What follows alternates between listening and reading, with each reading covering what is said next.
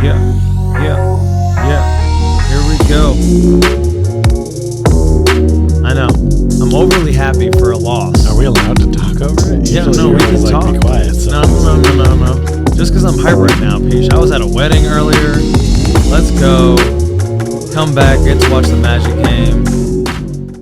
I don't believe in Pyrrhic victories, really, but I do. I know. I lied. I do believe in Pyrrhic victories this year because even in a loss, there can be a lot of really good things that we like. And I think ultimately this loss lies with the coaching staff more than the players. The biggest Pyrrhic victories are when you think you may have impregnated a girl, and then you haven't. Those are the best.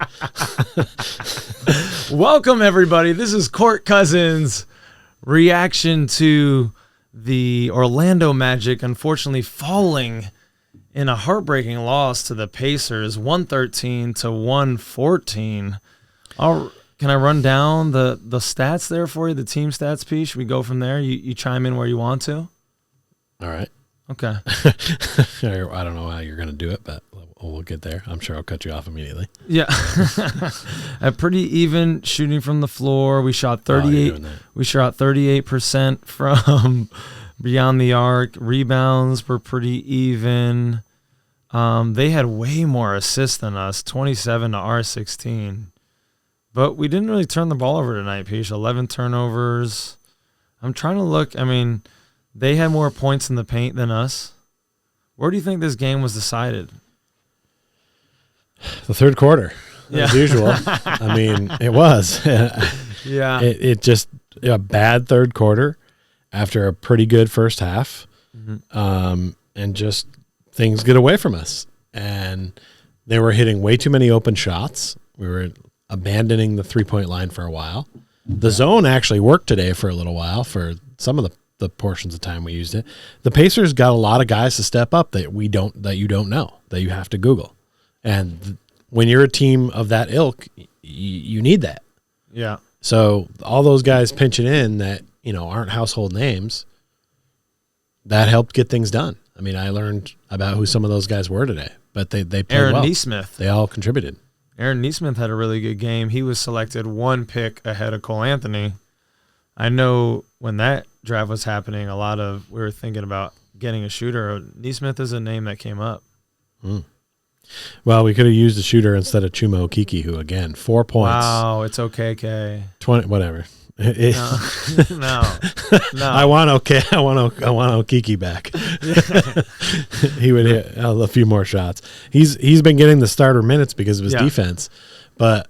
The last three games, 5 points, 4 points, 4 points. When he's getting like 30 minutes, that can't happen. It's a problem. But tonight, a bright spot, RJ Hampton actually allowed to play longer than 10 minutes, played 25 minutes, popped in 14. That's a huge difference. That's great. He contributes something on offense. He's not a complete lost soul out there. So here we are. It's good to see him playing. Peach, where are we on this RJ Hampton conspiracy, Peach? I mean, I don't know. He's got 25 minutes. Yeah. 14 points. He's +1. Mm-hmm. Couple steals. He played pretty rebounds. well. He was out there in the clutch. Yeah, he hit 2 for 3 from beyond the arc. Mm-hmm. So that's all you can ask of that guy. He's been doing the most with the minutes he's been given so far. Mm-hmm. I'm not saying I want him to start on this team. Mm-hmm. But I do want him to be a solid bench contributor, especially with this limited lineup. What's going on with RJ, though? I don't know. It's almost he got a DMP last game. It's almost like Coach just all of a sudden realized he was there, and he was like, oh, yeah, he's in there. Well, I'll just leave him in there. I just feel like there's something else that happened with RJ behind the scenes. I don't know. It's all speculation and conjecture, but it might be over now if he got 25 minutes, because he had been held to 10 exact minutes in 3 of the last 4 games. So it was almost like he was on a minutes restriction. It felt like that, like on a punishment. Like, you get in the corner, RJ. You can't come out for 10 minutes. Right. But this is another one of those games too where I think a lot of Magic fans are like, "Oh, Mo Bamba, serviceable, played okay," and I mean, yeah, he put in 21 and 9, and if you look at the stats, then you're like, okay, he did his thing. Yeah. But but he's playing 33 minutes there, and he could have had a lot more. He could have had a lot more if he just man up, you know? Like sometimes he plays like a bull in a china shop who doesn't want to buy anything. What? Well, he doesn't want to break anything. Yeah. So he's like he's trying to be polite. super careful. Very polite right? bull. Like, and it's like, man, just be a man. Sometimes, like a couple times he got fouled down low. He could have had a basket too if he like, you know, went up with fury and like played with some anger. It doesn't seem like Mo Bamba's ever angry, and I love that for him off the court as a human man. But I want him to play with some goddamn anger on the court, and you just never see it, and it's frustrating. Like I said to you while we were watching, Jalen Suggs leads the league in dust particles picked up with his uniform and hustle. Right. And so for me, it's a very similar stat. well, a lot of people have been talking their ups and downs with Suggs, and I'm on the Suggs train, I'm not on the Suggs train. I've never had any dislike for Jalen Suggs. Nobody works harder than him. Right. Nobody tries harder than him. If I see a player out there and it doesn't seem like they're trying to their full effect, that's what pisses me off.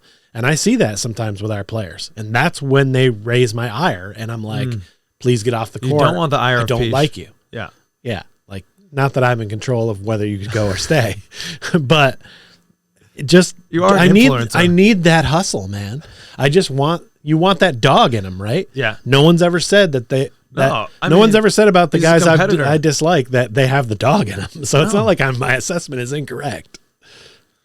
I want to just touch on the Mo Bamba thing. Since the DMP, Pich, it's been 6 games. He's averaging 11.7. Yeah, he's better. 40% from beyond the arc. You were saying he looks like he's been shooting better. He was 3 for 8 There's an today. example of Mosley pushing the right buttons, perhaps, and getting more from his guys.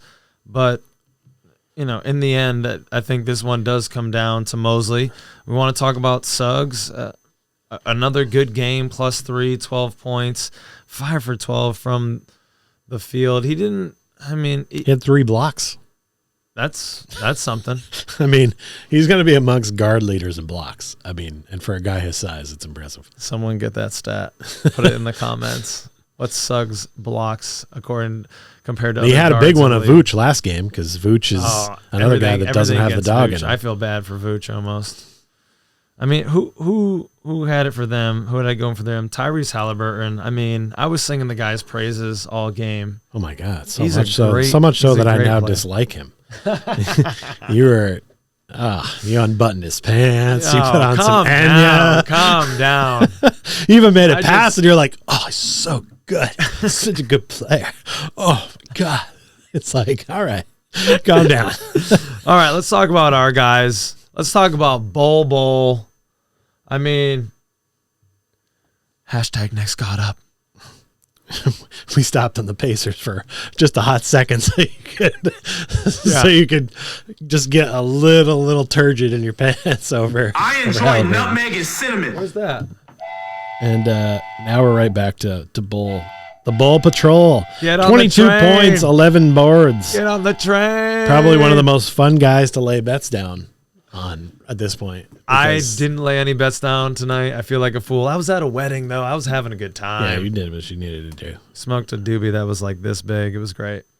Wow. Probably shouldn't say that on the internet. People are allowed to smoke doobies now, I think. That's true. It's legal here. All right, we're keeping it moving. No, but seriously, Bull, you said it's great to have another scoring option on the floor. He's a guy that when at times our team, there's a conglomeration of gentlemen on the parquet floor, and you're asking yourself, who's going to get the bucket? And you're not really sure. With Bull on there, he's answer A, B, and C. For those of you that might not be able to be on beep. For those of you that might not have been able to keep up with what he was just saying, sometimes you look at the court and there's nobody out there that can damn score. Mm-hmm. And Bull can do that. It's nice to have that type of guy. He can create his own thing, yeah. I mean, Franz can do that a little bit. Paulo, obviously, who's not playing right now. Wendell's sort of capable of it, but Bull, man, is what a bright spot. That's what we're talking about. That's why I was talking about the lead of this, a Pyrrhic victory. I mean, Bull, 22 points, 11 rebounds. I know you mentioned it earlier, Pish. 2 blocks, 9 of 15. He's so efficient. agile, gentle around the rim. So that's what I always ask her to just please be gentle around the rim. But just agile, really good touch. Yeah. Hashtag next got up. Yeah. I mean, Pyrrhic victories not this season. Last year, I would hear all about that. But this season, I'm not really into those. I'm not because we're in every game and we have a chance to win them. And this game, honestly, is one we let get away again. Yeah. And should have been able to win. And I don't like seeing us lose to teams like this that we should beat. I don't care what the records are. I don't care that you think that the Pacers are a good basketball team. This is a team we should beat. Yeah, well, they've got some continuity. They're winning games, so that's a good basketball team. But we are low on players. So I said it here. I'm not going to talk about injured players anymore. Right, but I'm also on this show, and I will. Okay, well, that's so fine. I'm saying, I think if we have Gary Harris and Wendell Carter, we win that game. So we'll see on Monday because we rematch. I like that. I'm trying to see what else we haven't talked about. We've already talked about, I enjoy nutmeg and cinnamon. Sorry, the Bowl train. We talked about the Bowl train. Peach is angry about Chuma. Yep. Cancer Jim Carrey. Rick Carlisle. Not going back to this. Yeah. Rick Carlisle looks like Jim Carrey. Everybody knows it. Yeah. I mean, the other player I want to sing the praises of is this guy that I have this jersey on here. Yeah. Franz. Right. I mean, 29 points, 9 of 17, 5 from 9 from beyond the arc. He was working the step back. Hurt his fingers, still found a way to get back out there. Perfect from the line. He's tough. Yep. He's tough. Yeah. That's why I like him. And that's why I don't know if I buy too much into all the talk about the tank and, what's the where's the culpability and are players being held out for the tank. I don't really think so. I mean, guys have come back with injuries that they can play with, and guys that are coming back from injuries that they can't play with are coming back when they can. The guys out there are playing too hard to be in it. So if someone told them that we're tanking and we're doing a major league thing, yeah, they definitely have the picture of the owner up in the office like they did, peeling off pieces to say, fuck you, we're playing hard. It's one of the DeVosses. They just have him kind of like up there in a suit. They're gonna and underneath is going to be tighty whities. Okay, all right, maybe. Maybe I don't know. Whatever motivates you. Let's talk about. We need to talk about one thing though, Peach. Or what do you want to talk about? I want to talk about the end of the game. Yeah, that's the last thing we have to talk about. Okay. What a gross misuse of not challenging something. When a guy goes up, loses control of the ball, a foul is called on you. There's 9 seconds to go. You have 2 timeouts, by the way. So if you lose 1 timeout, you can still call that timeout after that possession. Yeah. But you needed to make sure that this guy doesn't get just 2 free throws, and instead you just gave him them. It gives you time to consult with your team, too, while they go and check the Right. It's almost replay. A timeout in itself. It's a timeout in itself. But then you would have still had another one. Guys, you would have had another one. So even if you lost one at that point, it just didn't make sense to not challenge it. You know what I mean? It was legitimately like a coin toss you can't lose. So do it. But instead they didn't even take the coin out of their pocket. And it's like, this is gross misuse of this thing that exists to make sure we get calls right. And if you're going to save it till the end of the game for the clutch, I applaud that, but actually fucking use it. Yeah. Yeah, I don't understand. I wanted to watch the post-game interview before we shot this, and Peach demanded that we did not do that. I don't like watching the post-game interviews because they never say anything important. I'm curious to see what Mosley has to say about this. What do you think about this, ladies and gentlemen? Can you please let us know? I mean, do you think any member of the media is actually going to ask that question? Because I think our media is in on a lot of this bullshit too. They don't ask the tough questions. No, Kobe Price has been asking the tough questions. He's on the payroll too. No. Everyone's got a Kobe Price. No, absolutely not, dude. Kobe has been asking the tough questions. He's had Jamal Mosley stuttering a couple times. I mean, just the other day he asked Jamal Mosley about the R.J. Hampton minutes and the lack of of those minutes, and Jamal Mosley had no answer for him. And hopefully his wife didn't open up a package with a horse head in it this morning then, because someone's going to be mad about him asking these questions. They had a deal. Oh, yeah, maybe. Kobe Price, watch out. Watch out. Are you safe, buddy? Yeah, it's a disappointing loss, especially when we feel like we had the win and the coach's non-use of a challenge there at the end, where it seemed like Neesmith kind of just did a flop, just I'm going to contort my body in crazy weird ways as I look like I'm having possession of the ball, but I don't really. No one was near him. I'm going up and no one really touched me. Lost the ball. But I'm just going to go crazy. But what was odd to me is I didn't see a bunch of our players going like this either. Because normally you see that even on a play where a guy actually fouls him, they'll be like, oh, no, you got to review that. Yeah. But no one on our team seemed to really be like, oh, you got to review it. And it was like, why? Why is no one else saying what's obvious here? What are we missing? Why not challenge? What are we missing, people? Please tell us in the comments what we're missing. What were your takeaways? There's nothing to lose by doing it. Are there such things as a Pyrrhic victory? Are there wins within a loss? Sometimes. We're going to have WCJ and Gary Harris back on Monday. It's my birthday. Come watch the stream. We're going to be live streaming the game. Like and subscribe and all that stuff. We're on a march to 1,000. It's been freaking real, people. We love you. Peace.